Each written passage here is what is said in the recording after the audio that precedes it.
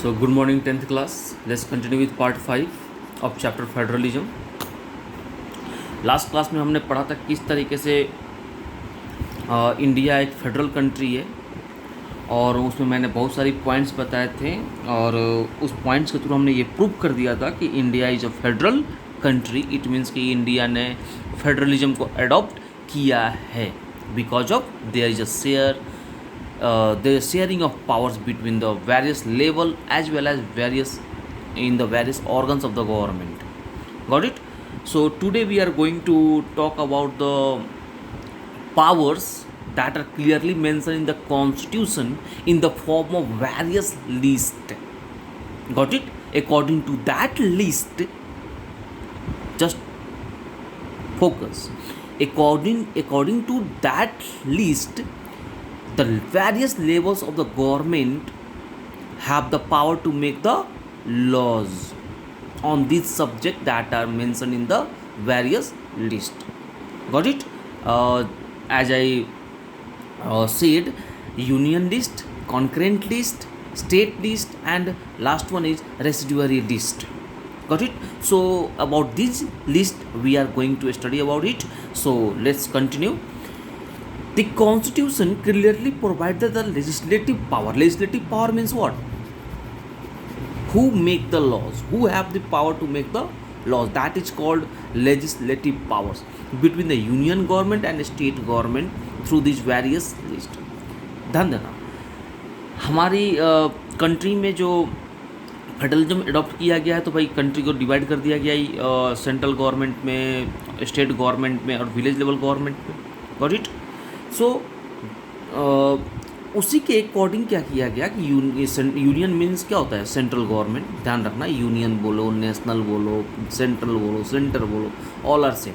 तो union government और state government में क्या किया गया? लेजिस्लेटिव पावर को डिस्ट्रीब्यूट करने के लिए लिस्ट बनाई गई. Got it? कौन कौन सी लिस्ट थी वो? Union list, state list, concurrent list and residuary list. These 4 lists are mentioned here, in which various subjects are included. On these subjects only, that government are only allowed to make the laws. So first of all, we are going to discuss about the union list. The list which includes subject of national importance. ऐसे subject इस list में mention किए गए हैं, include किए गए हैं जो नेशनल इंपॉर्टेंस के होते हैं. किसी पर्टिकुलर एरिया के लिए नहीं, किसी पर्टिकुलर स्टेट के लिए नहीं, बल्कि उस लॉज की नीड, उस सब्जेक्ट की नीड पूरे कंट्री के लेवल पर है. तो ऐसे इशू पर केवल यूनियन गवर्नमेंट लॉज बना सकती है, स्टेट गवर्नमेंट नहीं. और इसमें और इस लिस्ट में पहले जो थे 97 सब्जेक्ट्स थे, बट नाउ कितने हैं? 100. बात है इसमें कितने सब्जेक्ट्स हैं? 100. द यूनियन और central government alone can make the laws on this list. इस सब्जेक्ट्स पर, इस लिस्ट पर केवल यूनियन यानी कि central government have the power to make the laws. When the ये बताओ ना, नेशनल गवर्नमेंट कब बनाएगी? जब ऑब्वियसली जब किसी यूनिफॉर्म पॉलिसी की नीड होगी. कहाँ पर? पूरे कंट्री में.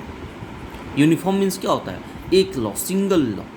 बस में पूरे कंट्री में सिंगल लॉ की जब नीड पड़ेगी तब कौन बनाएगा? सेंट्रल गवर्नमेंट बनाएगी. और ऐसे इन्फॉर्म पॉलिसीज़ के लिए जो सब्जेक्ट्स हैं वो किस में इंक्लूड है? यूनियन लिस्ट में. जैसे कि डिफेंस, फॉरेन अफेयर्स यानी कि अदर कंट्रीज़ के साथ रिलेशन, बैंकिंग, कम्युनिकेशन मतलब क्या? यहाँ से मतलब है आपका ये इंफॉर्मेशन टेक्नोलॉजी से, ठीक है ना, रेडियो से, टीवी से, करेंसी, रेलवेज एंड एक्सेट्रा. और भी बहुत सारे सब्जेक्ट्स इस लिस्ट में इंक्लूड है. Now come to the next list, that is state list. Just focus. It contains subject of the state and local importance. It contains the subject of state and local importance. यानी कि इस country, इसमें आपके कितने हैं? कहने का मतलब कि इस लिस्ट में ओनली वो सब्जेक्ट है जो स्टेट गवर्नमेंट के और वहाँ के लोकल गवर्नमेंट के लिए क्या है? इम्पोर्टेंट है. ठीक है.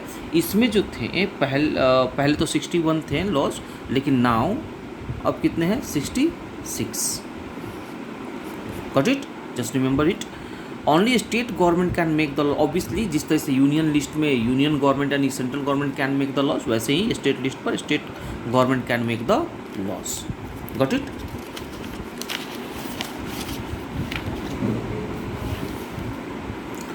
Example police, trade and commerce, agriculture, irrigation, education and etcetera. Got it. Come to the next list, concurrent list. It include subject of common interest to both the union as well as state government. इस list में ऐसे subject mention किए गए हैं जो दोनों ही level of government के लिए इंटरेस्टेड हो। जैसे कि ध्यान रखना, जैसे कि अभी हम लोग एग्जाम्पल में पढ़ेंगे, इसमें वही सब्जेक्ट में जिस इसमें क्या अब ना, जब both the levels of the government, it means कि यूनियन और स्टेट गवर्नमेंट के इंटरेस्ट के लिए, कॉमन इंटरेस्ट के लिए ऐसे लॉज हो, सब्जेक्ट इसमें इंक्लूडेड है जिस पर कि दोनों ही लॉज बना सकते हैं। Both the level of the government can make the laws on this subject. दोनों ही गवर्नमेंट इस पर क्या कर सकते हैं, लॉज बना सकते हैं उस पर्टिकुलर इशू पर। अगर दोनों में वो कॉमन है इस लिस्ट पर, स्टेट गवर्नमेंट भी बना सकती है, सेंट्रल गवर्नमेंट। बताओ अब एक ही पॉइंट पर अगर सेंट्रल गवर्नमेंट भी लॉज बनाए, स्टेट गवर्नमेंट भी लॉज बनाए, दोनों में डिफरेंसेस होगी, हो सकता है कि कॉन्फ्लिक्ट रेज हो। और जब कॉन्फ्लिक्ट होगा, जब किसी पर्टिकुलर इशू पर दोनों ही लॉज बनाएंगे तो कॉन्फ्लिक्ट तो नेचुरल है। तो कॉन्फ्लिक्ट अगर होता है तो किसकी लॉज कंसीडर की जाएगी, किसकी लॉज मानी जाएगी, तो वो होगा किसका, यूनियन गवर्नमेंट। बात समझ में आ रही है। यूनियन गवर्नमेंट के लॉज को एक्सेप्ट किया जाएगा।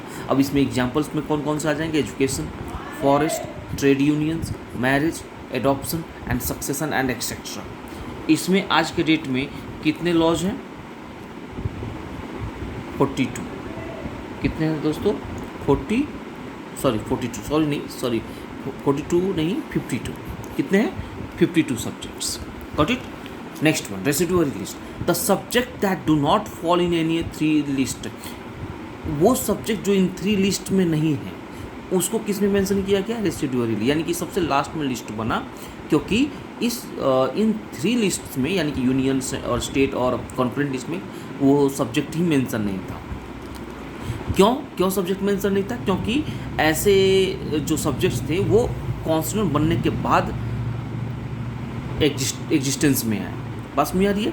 और इस सब्जेक्ट पर किसको पावर दी गई लॉज बनाने का, यूनियन गवर्नमेंट, यानी कि सेंट्रल गवर्नमेंट को पावर दे दी गई लॉज बनाने के लिए, जैसे कि computer software, cyber security and etcetera. ये तो उस समय थे भी नहीं, इसलिए बाद में एक लिस्ट बनाया गया और इस लिस्ट में ये सारे सब्जेक्ट्स कंप्यूटर से रिलेटेड और इंटरनेट से रिलेटेड सब्जेक्ट्स को डाल दिया गया, जिस पर लॉज कौन बनाएगा, यूनियन गवर्नमेंट। तो ये तो हमने पर्टिकुलरली पढ़ा कि किस तरीके से पावर को डिस्ट्रीब्यूट कर दिया गया वेरियस लिस्ट में, और इस लिस्ट को स्टेट गवर्नमेंट को, सेंट्रल गवर्नमेंट को दे दी गई, भाई अपना अपना लॉज बनाइए, और किसी के फंक्शन में आप इंटरवेन नहीं करेंगे, और इंटरवेन होती है तो किसकी लॉज मानी जाएगी, सेंट्रल गवर्नमेंट। यानी कि हमारे देखो ना, हमने कौन सा फॉर्म अपनाया हुआ है, होल्डिंग टुगेदर फेडरेशन। और होल्डिंग टुगेदर फेडरेशन में क्या होता है कि पावर को इक्वली डिस्ट्रीब्यूट कर दिया जाता है, कोई किसी के पावर फंक्शन में इंटरवेन नहीं करता।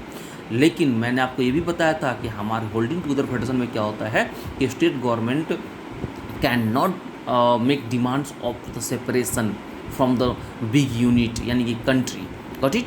तो इसके लिए सेंट्रल गवर्नमेंट थोड़ा सा पावरफुल ज़्यादा बना दिया गया और स्टेट गवर्नमेंट को लेस पावर दी गई है। इससे क्या होगा, कंट्री की यूनिटी बनी रहेगी और कोई सेपरेट होने की डिमांड भी नहीं करेगा। तो यही डिफरेंस है होल्डिंग टुगेदर में और कमिंग टुगेदर फेडरेशन में। Got it. तो आपको ये लिस्ट देख के पता चल सकता है कि किसको पावर ज़्यादा है, किसको पावर कम है। फाइनली पावर किसके पास ज़्यादा है, सेंट्रल गवर्नमेंट के पास। और इसके बारे में और डिटेल में बात करेंगे क्यों ऐसा है कि central government have the more power than state government, why. So on this question we will discuss in the next video. तब तक के लिए थैंक यू एंड नमस्ते।